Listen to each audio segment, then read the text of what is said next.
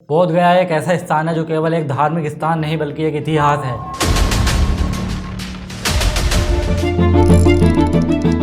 जहाँ पर गौतम बुद्ध जी ने बोधि प्राप्त की थी, बट वही स्थान आज विवाद का केंद्र बन गया है। बुद्धिस्ट और हिंदूज के बीच महाबोधि मंदिर के कंट्रोल को लेकर जबरदस्त प्रोटेस्ट हो रहा है। बट ये विवाद है क्या और बुद्धिस्ट इस पर अपना पूरा कंट्रोल क्यों चाहते हैं, और क्या ये मामला एक केवल धार्मिक संघर्ष है या इसके पीछे और भी कुछ कारण है। चलिए समझते हैं इस पुराने विवाद की असली कहानी। मंदिरों में हमारे बौद्ध भिक्षुओं को जरूरत नहीं है, तो बुद्ध विहारों में मतलब ब्राह्मणवादी भिक्षु बन के उनकी क्या जरूरत है। बिहार जो बीटीएमसी एक्ट 1949 जो बना वो आज भी कार्यरत है, जिसके तहत उसमें 4 बौद्ध लोग होंगे, 4 हिंदू लोग होंगे और जिला पदाधिकारी जो हिंदू होगा उसके पदे न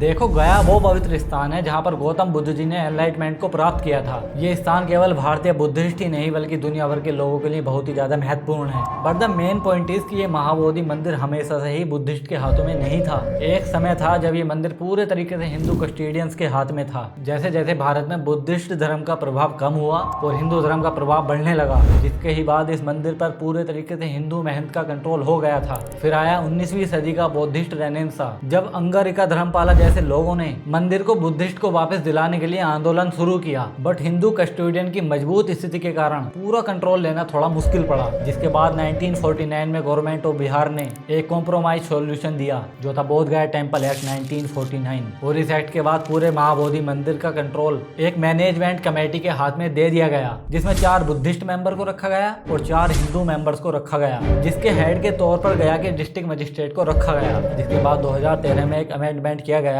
जिसमें नॉन हिंदू भी कमेटी को लीड कर सकते थे। बट अब सबसे बड़ा सवाल ये उठता है कि अगर दोनों ही कम्युनिटी को बराबर हक दिया गया है इस पर अधिकार का, तो फिर बुद्धिस्ट इस एक्ट के खिलाफ क्यों प्रोटेस्ट कर रहे हैं। आज के टाइम पर खासकर अम्बेडकर राइट न्यू बुद्धिस्ट का कहना है कि महाबोधि मंदिर एक पूरे तरीके से शुद्ध बुद्ध रूप से केवल और केवल बुद्ध धर्म के लिए है और इस पर केवल बुद्धिस्ट लोगों का ही अधिकार होना चाहिए। और साथ में उनका यह भी कहना है कि हिंदू प्रतिनिधि मंदिर के रिचुअल्स और मैनेजमेंट में हस्तक्षेप कर रहे हैं जो उनके धर्म के अकॉर्डिंग ठीक नहीं है। वैसे तो बिहार सरकार ही इस टेम्पल के सिक्योरिटी और मैनेजमेंट के लिए जिम्मेदार है, लेकिन इसमें भी काफी लोग कहते हैं कि इसमें काफी ज्यादा फ्लॉज हैं। बिकॉज 2013 के बॉम्ब ब्लास्ट के बाद जो इस मंदिर की सिक्योरिटी थी उसके फ्लॉज को पूरे तरीके से एक्सपोज कर दिया था, जिसके बाद से ये मामला और भी ज्यादा हाईलाइटेड होने लगा था। आज भी कई जगह पर बुद्धिस्ट लोग इंडेफिनिट फास्ट और प्रोटेस्ट कर रहे हैं, जिसमें उनकी केवल एक ही डिमांड है कि महाबोधि मंदिर का पूरा कंट्रोल बुद्धिस्ट के हाथ में होना चाहिए। हालांकि बिहार गवर्नमेंट अब तक इस पर कोई भी डिसीजन नहीं ले पाई है। अब ऐसे में ये टेम्पल यूनेस्को वर्ल्ड हेरिटेज होने के कारण इस पर काफी ज्यादा इस मामले को लेकर इंटरनेशनल प्रेशर भी बना हुआ है कि ये जगह सिक्योर रहे और इस पर धार्मिक और सेंसिटिव तरीके से डिमांड की जाए। बट यहाँ पर बुद्धिस्ट और हिंदू के को मैनेजमेंट वाला जो सिस्टम है वो भी एक तरीके से वैसे शांति और समानता का संदेश देता है। अब इस विवाद के बाद इस मंदिर के लिए सबसे बड़ा क्वेश्चन ये बन चुका है कि क्या इस मंदिर को बुद्धिस्ट कंट्रोल मिलना चाहिए